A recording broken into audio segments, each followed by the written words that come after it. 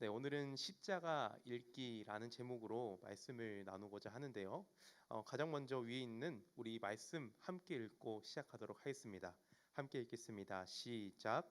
그러나 내게는 주 예수 그리스도의 십자가 외에는 결코 자랑할 것이 없으니 그리스도로 말미암아 세상이 나를 대하여 십자가에 못 박히고 내가 또한 세상을 대하여 그러하니라. 아멘. 이 십자가 이 십자가 읽기라는 이 제목은 원래는 십자가 새롭게 읽기라는 책에서 좀 따온 겁니다.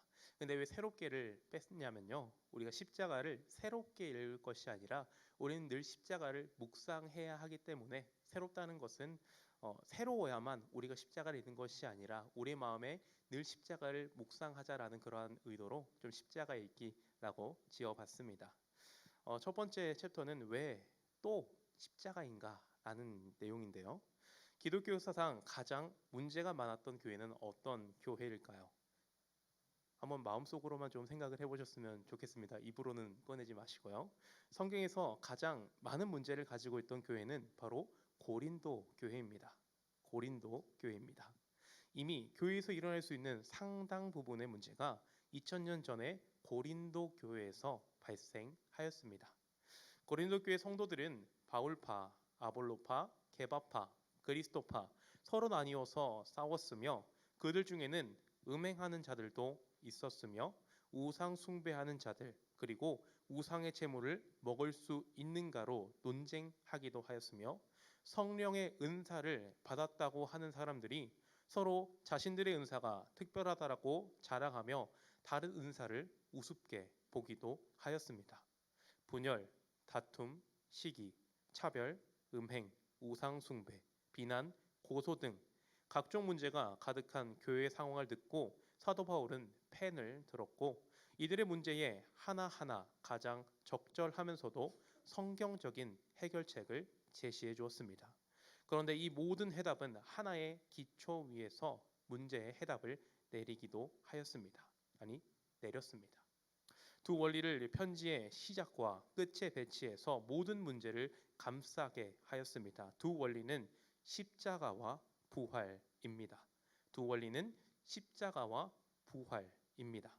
1장은 십자가로 시작해서 15장은 부활을 언급하면서 마무리됩니다. 예수 그리스도의 십자가와 부활, 우리는 그것을 복음이라고 말합니다. 이는 십자가와 부활, 복음이 그리스도의 문제, 그리스도인의 문제, 교회의 문제를 푸는 열쇠라는 말입니다. 솔직하게 오늘 이 십자가라는 이 주제가 엄청 새롭게 다가오는 분들은 없을 것입니다. 아마 익숙하다면 너무나도 익숙한 주제가 바로 그 십자가라는 주제이지요. 그래서 십자가라는 주제 뻔하다라고 생각할 수 있습니다. 아니 우리 강도사님 강도사가 새로 되었는데 이것밖에 할 말이 없는가? 그런데 저는 그렇게 생각을 합니다. 이 강단에서 예수 그리스도의 복음 외에 우리가 선언할 것이 무엇인가? 또 우리의 신앙에서 우리의 가슴에 예수 그리스도의 십자가 외에 품어야 될 것이 무엇인가? 이 십자가라는 주제는 우리가 다시 강조하고 다시 강조해도 지나치지 않다라고 말이죠. 그렇다면 오늘 이 시간에는 우리가 더욱더 그 십자가에 대해서 자세히 묵상하여 보면서 더욱더 우리의 신앙이 성장하는 그러한 시간이 되었으면 좋겠습니다. 십자가형이란 무엇일까요? 바울은 그리스도의 십자가 외에는 결코 자랑할 것이 없다라고 고백했습니다. 현대 그리스도인들에게 그의 고백은 익숙하면서도 당연하게 들립니다. 하지만 주후 1세기 로마 시민들에게 이 말은 굉장히 충격적인 고백이 아닐 수 없었을 것입니다. 십자가는 자랑할 것이 못 되는 오히려 내뱉기 싫은 단어였습니다. 십자가는 오히려 내뱉기 싫은 단어였습니다. 당시 십자가는 죄수를 처형하는 가장 악랄하고 혐오스러운 도구였기 때문입니다. 그래서 십자가를 자랑한다라는 사도 바울의 고백은 유대인들에게든 헬라인에게든 가히 충격적인 선언이었습니다. 바울이 살던 주후 1세기 유대와 로마 세계에서 사형 제도로서 십자가의 의미를 조금 더 자세히 살펴보겠습니다. 로마 사회에서의 십자가형, 로마의 관점에서의 십자가형을 먼저 살펴볼 텐데요. 십자가형은 로마 제국 당시 죄인들을 가장 고통스럽고 수치스럽게 만드는 형벌이었습니다. 화형이나 맹수형도 매우 고통스럽지만 십자가형이 죄인을 가장 고통스럽게 했습니다. 왜냐하면 빨리 죽지 않고 천천히 고통스럽게 죽기 때문입니다. 십자가에 못 박히기 전에 죄수는 채찍질부터 당하며 살점이 떨어져 나가고 많은 피를 흘립니다. 일반적으로 십자가의 세로 기둥은 처형 장소에 미리 준비되었고 가로 기둥은 죄수가 직접 가지고 가도록 했습니다. 이윽고 처형 장소에 도착하면 죄수의 양팔과 양발을 십자가에 대고 못 박은 다음 십자가를 일으켰습니다. 이때 죄수는 많은 양의 물과 피를 흘리며 천천히 죽어가게 되는데요. 대부분 과다출혈이나 쇼크로 사망하고 혹은 숨을 쉬지 못해서 죽었다고 합니다. 그런데 이 고통이 길면은 하루 이상을 가는 경우도 종종 있었다고 합니다. 일반적이진 않지만 예수님의 십자가 사건에서 포도주가 일반적인지는 알 수 없지만 예수님의 십자가 사건에서 포도주가 제공되었습니다. 하지만 예수님은 이를 마시지 않으셨죠.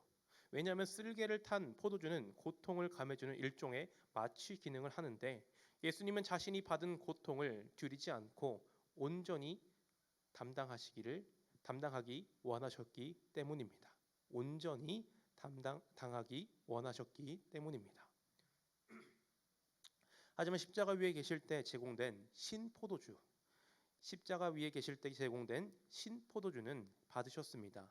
이는 군인들의 자비가 아니기 때문입니다. 문맥상에 당시 군인들은 예수님의 옷을 제비 뽑으며 조롱하고 있었습니다. 이들은 신포도주를 제공하여 십자가 위에 있는 죄수의 힘을 북돋워 생명을 연장시킴으로 고통의 시간을 더 오래 끌려는 의도를 담고 있었다 보아야 합니다. 결과적으로 예수님은 자신에게 고통을 더하게 하려는 로마 군인들의 신포도주는 순순히 받으셨으며 고통을 감하는 것은 전부 거부하셨고 충분하고도 온전하게 십자가 고통을 당하셨다고 볼 수 있습니다. 이와 같이 십자가형은 당시 로마 사회에서 가장 고통스러운 형벌이었으며 예수님은 이를 온전히 감당하셨습니다. 십자가의 잔혹성에 대해서 말을 이어가자면 다수의 역사가들에 의하면 십자가에 처형되는 죄수의 경우는 벌거벗은 나체였다고 합니다. 그리고 사람들이 잘 볼 수 있는 내거리나 언덕 위에 십자가를 세우고 죄수를 매달았습니다. 그리고 때로는 죄수가 보는 앞에서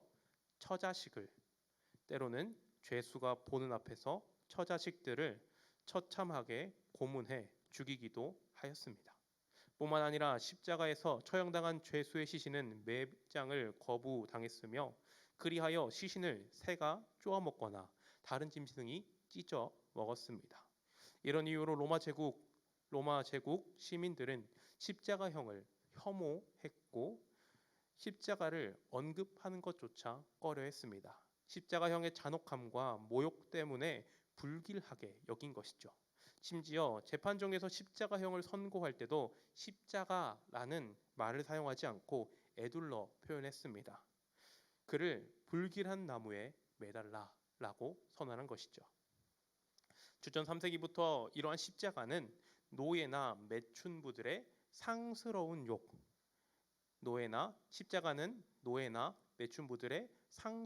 욕으로 사용되었습니다. 그들은 십자가에 매달롬이라는 욕을 하면서 상대방을 저주했습니다. 그렇다면 이렇게 로마인들의 관점에서 보는 십자가는 저주이고 욕인데 그렇다면 기독교에서 바라보는 이 십자가형은 무엇일까요? 이렇게 고통스럽고 혐오스러운 십자가를 사도 바울은 자랑한다라고 선언했습니다. 십자가에 달리신 그리스도를 자랑하며 다른 사람이나 다른 무엇을 자랑하지 말라고 교훈하기도 했습니다. 자랑하다라고 번역된 헬라어 카우카우마이는 너무 좋아서 기뻐하고 즐거워하다라는 의미입니다. 이를 종종 한글 성경은 즐거워하다라고 번역합니다. 이렇게 사도 바울은 십자가를 즐거워하고 자랑하였습니다. 그 이유는 무엇일까요? 그것은 십자가가 구원의 역사에서 차지하는 역할 때문입니다. 고린도전서 1장 30절에서 바울은 지혜, 의로움, 거룩함, 구원함이란 용어로 십자가의 의미를 설명하였습니다. 이는 당시 세상 사람들이 자랑했던 것과는 구별되었습니다. 사도 바울은 세상 사람들이 자랑하는 지혜나 명예나 물질을 따라가는 것이 아니라 오직 십자가만을 자랑한다 고백하며 성도들에게도 십자가만을 즐거워하라 그리고 기뻐하라 권면하였습니다. 그러므로 십자가는 기독교의 중심이며 만약 이 예수 그리스도의 십자가가 없다면 기독교는 기독교가 아니게 됩니다. 오늘 이 십자가 읽기 강의는 우리의 신앙의 중심에 있는 예수 그리스도의 십자가의 의의를 누가복음에 나타난 가상 7원의 말씀을 통해 찾고 묵상하여 보고자 합니다. 원래 이 십자가 읽기가 가상 7원의 주제를 가지고 가고 있기 때문에 총 7가지 말씀을 나눠야 되는데 그렇게 나눴다간 오늘 집에 한 10시쯤 돌아가실 수 있기 때문에 오늘은 이 십자가의 서론적인 이야기와 또 누가복음에 나타난 바로 아래에 있는 누가복음 23장 34절 이 한 절의 말씀만을 가지고서 나눠보고요. 제가 이 강단에 설 때는 대부분 수요성 공부에 설 때는 특강을 하는 것이기 때문에 이후에 제가 또 수요성 공부에 선다면 이제 가상치론의 말씀을 좀 2개씩 한 3번에 걸쳐서 나누어 보았으면 좋겠습니다. 첫 번째로 우리 바로 아래에 있는 누가복음 23장 34절의 말씀을 읽고 시작해 보도록 하겠습니다. 함께 읽겠습니다. 시작. 이에 예수께서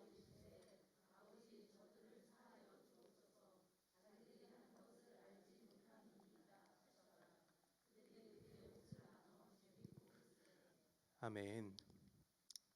이 말씀의 위에 저들이라고 대상을 정확하게 지적하고 있습니다. 저들은 1차적으로 예수님을 십자가에 다는 로마 군인들을 말하며 또 이렇게 되도록 모함한 유대인들을 포함하는 말입니다.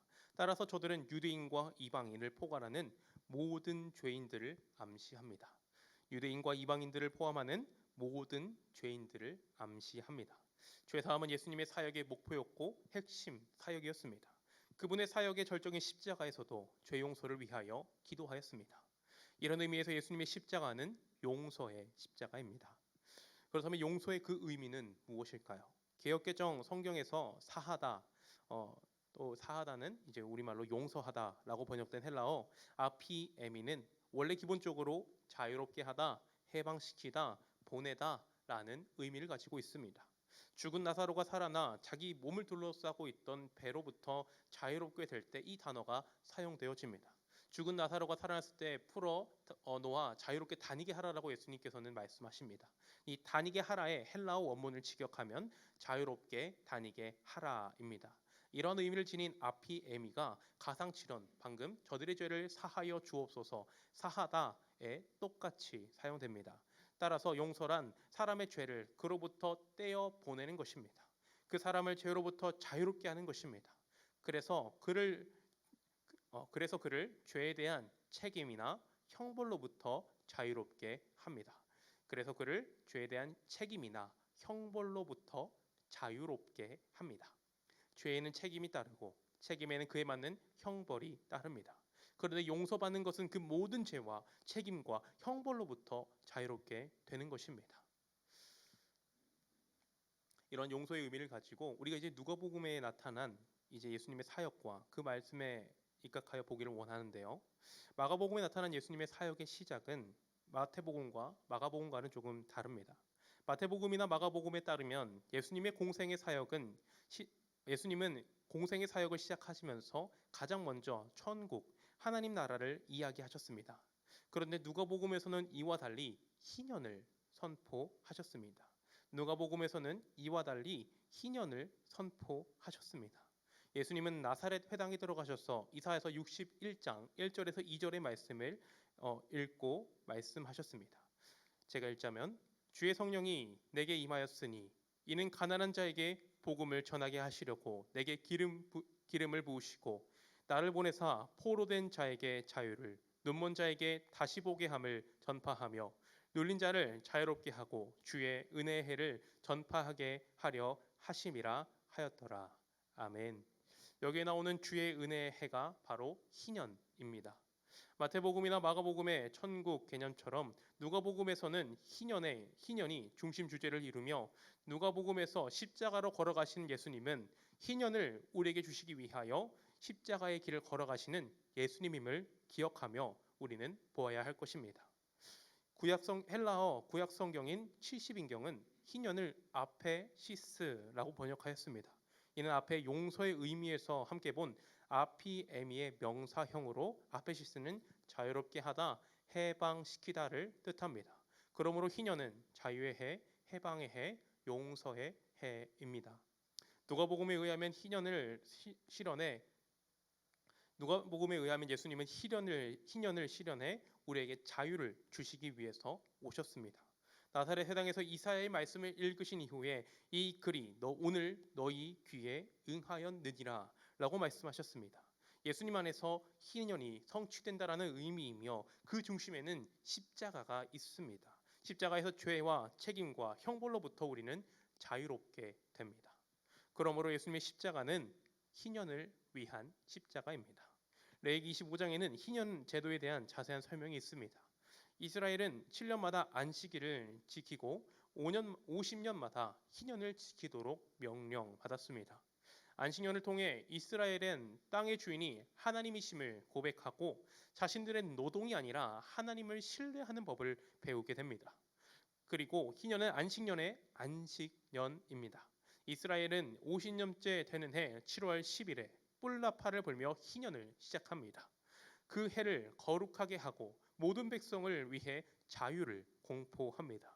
모든 백성은 자신의 소유지로 돌아가고 자기 가족에게로 돌아갑니다. 희년의 핵심은 자유입니다. 이스라엘이 50년마다 지켜야 했던 희년은 세 가지의 특별한 행사와 관련이 깊은데요. 대속죄일, 땅을 돌려주는 것, 종을 풀어주는 것입니다. 이것을 핵심만 간단하게 정리하자면요. 첫 번째 희년과 대속죄일은 죄 용서의 날, 자유의 날에 희년이 시작되었습니다. 이는 희년이 죄 용서의 은혜로부터 시작된다라는 뜻입니다. 죄의 책임과 형벌로부터 자유롭게 해주시는 은혜의 희년은 기초하는 것이죠. 그리고 희년은 땅과도 연관이 깊습니다. 모세로부터 지파별 땅을 분배받았으나 농사 실력의 차이, 성실도의 차이 등 다양한 이유로 혹은 자연재해적인 문제, 다양한 문제로 수확량이 부족한 경우가 있었습니다. 그들은 땅을 팔아 부족한 양식을 구했습니다. 그런데 희년이 되면 자신의 원래 땅과 집을 돌려받을 수 있었습니다. 물론 이 사이에 이 빌린 사람들은 최선을 다해서 이 땅에 대한 값을 지불해야만 했습니다. 그러면 우리에게는 억울할 수 있겠다는 생각이 들죠. 돈을 빌려줬는데 그냥 돌려주라니 라고 생각돼서 말이죠. 하지만 이는 속박에서 자유로워지는 희년의 정신이기도 합니다. 가난한 자들은 땅과 집이 없어 물질적으로 속박되어 있는데 그러한 것에서 자유롭게 됐습니다. 이제 그렇다면 부자들, 돈을 빌려준 사람들의 문제가 있죠. 그 사람들은 어떻게 할까요? 그냥 돈만 잃게 되는 것일까요? 이는 가난한 자들만을 위한 것은 아닙니다. 부자들도 땅을 많이 가지며 물질에 속박될 수 있습니다. 하지만 희년은 물질적으로 부유한 자들에게도 물질적 속박에서 자유롭게 했습니다. 정리하자면 어떤 사람도 가난 때문에 더 이상 고통받지 않게 했습니다. 또 어떤 사람도 부유함 때문에 하나님보다 물질을 더 숭배하지 않도록 했습니다. 따라서 희년은 가난한 자에게든 부자에게든 자유의 해였습니다. 그리고 또 희년은 종과도 연관이 깊습니다. 위와 같이 이제 땅을 팔다가 더 이상 자신의 땅이 없는 사람은 마지막에는 다른 사람의 종이 되어야만 했습니다. 하지만 희년이 되면 자유인이 되었습니다. 신분의 차별의 속박이 사라지고 종들은 자유인이라는 신분을 회복한 것입니다. 실현되면 너무나도 좋은 희년 제도인 것 같죠. 하지만 아쉽게도 이러한 희년 제도는 이스라엘 역사에서 제대로 지켜졌던 적이 제대로 지켜지지 않았던 것이 현실입니다. 심지어는 안식년조차도 잘 준수되지 않았습니다. 그래서 가진 자의 착취 때문에 가난한 자들의 고통은 이만저만이 아니었습니다. 메시아를 통해 희년이 회복될 것이 메시아를 통해 희년이 회복될 것이라는 이사야의 예언. 누가복음에서 예수님이 선포하신 희년은 바로 이러한 배경에 기초하였습니다. 메시아가 오셔서 이루실 하나님 나라의 모습이 희년이라는 개념으로 소개가 된 것이죠. 하나님 나라는 이러한 희년의 성취와 함께 도래합니다. 그렇다면 예수님 안에서 희년이 이렇게 좋은 희년이 어떻게 성취가 됐을까요? 앞서 본 레위기 25장에서 나오는 세 가지 주제를 누가복음에서 설명하고 있습니다.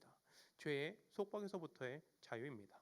먼저 예수님 안에서 죄 용서가 일어납니다. 예수님께서는 가상 7원의 말씀처럼 마지막까지 이들의 죄를 사하여 달라는 그러한 간청을 하셨습니다. 예수님은 십자가에서 죄용서에 사람들의 죄용서에 심혈을 기울이셨습니다. 그들을 죄로부터 자유롭게 하는 것이 그분의 목표였습니다. 그러므로 누가복음에서 예수님의 복음은 죄 용서의 복음입니다. 이것은 자신이 지은 죄로부터 자유롭게 되는 것입니다. 어떤 책임이나 형벌도 그에게 가해지지 않습니다.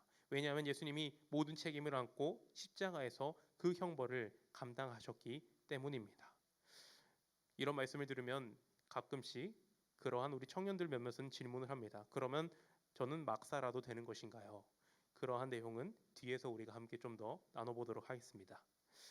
신분의 속박으로부터의 자유도 희년은 예수님은 우리에게 주십니다.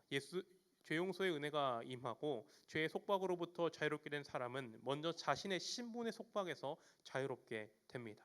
죄인이라는 신분에서 자유롭게 됩니다. 그리고 그리스도 안에서 하나님의 형상을 회복하고 존귀한 신분이 됩니다. 또한 죄 용서의 은혜를 받은 사람은 다른 사람과 관계를 맺는 방식 또한 달라지게 됩니다. 자신이 하나님의 존귀한 형상이듯이 다른 사람도 하나님의 존귀한 형상으로 대하는 것이죠. 누가복음에는 사회적 약자들에 대한 존중이 강조됩니다. 당시 사회에서 차별받던 여자, 사마리아인, 어린아이, 세리, 죄인 등이 예수님에 의해서 받아들여지는 이야기가 많이 등장합니다. 누가복음의 이러한 예를 어렵지 않게 발견할 수 있습니다. 비천한 신분에 처한 둘째 아들의 이야기, 또 당시 무시받던 사마리아인이 예수님께 칭찬을 듣는 이야기, 10명의 나병 환자들이 불쌍히 여기셔서 고쳐주셨지만 오직 사마리아인 한 사람만 돌아온 이야기, 세리의 진심 어린 회개의 이야기, 어린아이가 오는 것을 금하지 않으시는 이야기, 부자의 헌금보다 가난한 과부의 두 렙돈에 주목한 이야기 등 누가복음에는 사회적으로 비난을 받거나 소외당하는 사람들을 존귀하게 여김을 받는 희년의 나라가 실현되는 이야기를 쉽게 볼 수 있습니다. 또한 이렇게 변화된 사람은 물질을 사용하는 법도 다릅니다. 자신이 가진 것을 나눔으로 자신과 상대방의 물질의 속박으로부터 자유롭게 됩니다. 예수님을 만난 삭개오는 가장 먼저 자신의 물질에 대한 태도를 바꾸었습니다. 가난한 자들을 위해 자신의 소유의 절반을 나누며 남을 속여 빼앗은 것이 있다면 4배를 갚겠다고 했습니다. 구원받는 사람의 특징은 자신의 소유를 가난한 사람들과 나누는 것입니다. 그러나 부자는 자신의 집 앞에서 거지가 죽든 말든 자신의 즐거움에만 몰두합니다. 사도행전에는 초대교회의 주요한 요소로 교제가 나옵니다. 사도행전에는 초대교회의 주요한 요소로 교제가 나옵니다. 교제는 물질을 다른 사람과 나누는 것이기도 했습니다. 사도행전 2장 42절의 교제로 번역된 헬라어 코이노니아는 기본적으로 좋은 것을 타자와 나눈다는 뜻입니다. 이는 영적인 유익을 나눌 수도 있고 물질적인 유익을 나눌 수도 있습니다. 하지만 사도행전 2장의 문맥에서 볼 때 성도의 다양한 교제를 포괄하면서도 물질적인 나눔에 초점이 있습니다. 물질적으로 나눔으로 자유가 실현된 것이죠. 가난한 자들과 물질을 나눠서 그들이 물질의 고통에서 벗어나게 했습니다. 또한 가난한 자들도 물질을 나눔으로써 물질의 탐욕에서 벗어나 하나님만을 섬기는 참된 자유를 얻게 되었습니다. 따라서 나눔은 가난한 자와 부자 모두 물질의 속박에서 자유롭게 합니다. 이는 이제 실제적인 우리의 적용의 문제로 한번 넘어가 보고자 합니다. 이러한 일이 어떻게 가능할까요? 물론 앞서 본 차별에 관한 이야기는 오늘날 여성 인권에 대한 문제가 많이 대두되면서 성평등이 많이 실현된 시대에 우리는 살아가고 있습니다.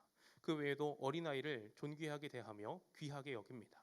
이러한 차별의 문제는 오늘날 많이 개선되고 그 개선이 반영된 시대에 우리는 살아가고 있습니다. 하지만 이후에 우리가 이제 물질에 관한 이야기를 들었을 때는 조금 어려운 일이기도 합니다. 하지만 여기서 우리가 해야 하는 것은 초대교회는 이것을 제도로 만들지 않았습니다. 무조건 내라 강요하지도 않았습니다. 신약의 희년은 성령의 인도하심에 의한 자발적 나눔으로 이루어졌음을 보아야 합니다. 또한 언어적인 의미로서 자신이 가지고 있는 좋은 것을 나눈다는 것은 자신의 영적인 축복 그리고 또한 물질 또한 자신의 달란트까지 자신이 가지고 있는 혹은 저 같은 경우에는 힘이 이제 좀 좋잖아요. 체력이 좋고 그런 것으로 우리 무거운 것을 옮길 때 이런 섬기는 그러한 다양한 모습의 섬김을 말하는 것입니다. 꼭 물질에만 한정되어 있는 것이 아닙니다. 그리하여서 초대교회는 이러한 자발적인 나눔으로 인하여 세워졌음을 보아야 합니다. 우리에게도 마찬가지입니다. 이러한 다양한 것들 어떻게 가능할까요? 이는 결코 의무가 아닙니다. 하나님의 은혜를 입은 사람의 변화된 삶입니다. 우리가 하나님의 은혜를 입었으니 나의 죄를 용서받았으니 이제는 세상의 방식대로 내 마음대로 죄를 지으며 살아가도 된다는 것은 옛사람의 습성입니다. 이제 새롭게 번역된 새롭게 정말 자유롭게 된 사람들은 이전의 습성을 따라가는 것이 아니라 성령의 인도함을 받으면서 살아가게 되는 것이죠. 왜 오늘 주제를 십자가를 주제로 선정을 했느냐?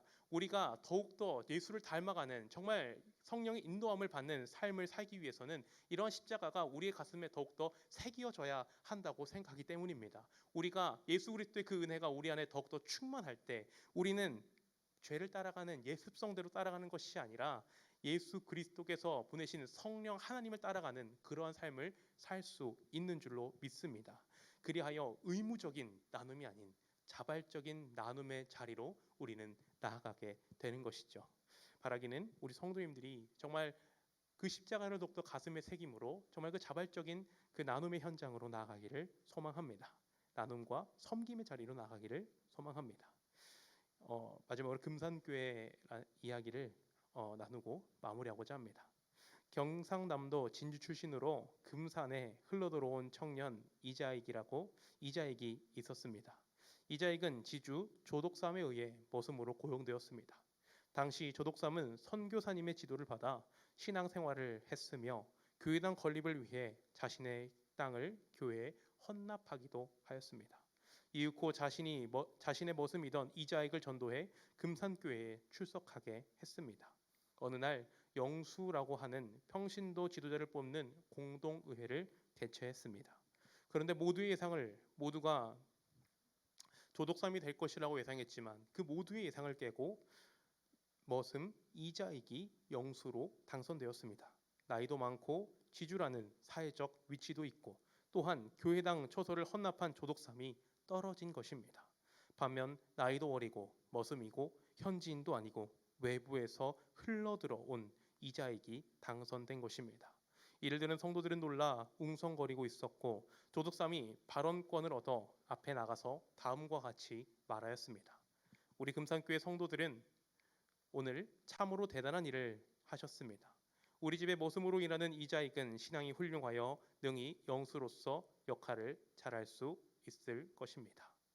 조독삼은 자신보다 나이도 어리고 또 자신의 머슴인 이자익을 영수로 받아들이며 변함없이 충성스럽게 교회 생활을 했습니다.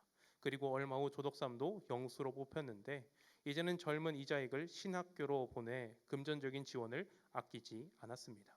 나중에 금산교회 장로가 된 조독삼은 이자익을 금산교회 담임 목사로 청빙했고 예전 자기 집 머슴이었던 이자익을 담임 목사로 모시고 교회에 충성했습니다. 이것이 누가복음이 말하고 예수님이 이루신 희년의 모습입니다. 머슴이라고 무시하지 않고 존귀하게 여기며 어리다고 차별하지 않고 존중하는 것입니다. 나이와 신분, 재산 정도나 출신에 따라 차별하지 않고 서로를 하나님의 형상으로 받아들이는 것입니다. 스스로 높다고 생각하는 자도 자유롭게 되며 낮다고 차별받는 자도 자유롭게 되는 것입니다. 이러한 희년이 우리 교회, 우리 의정부 비전교회 그리고 우리 성도님들의 순회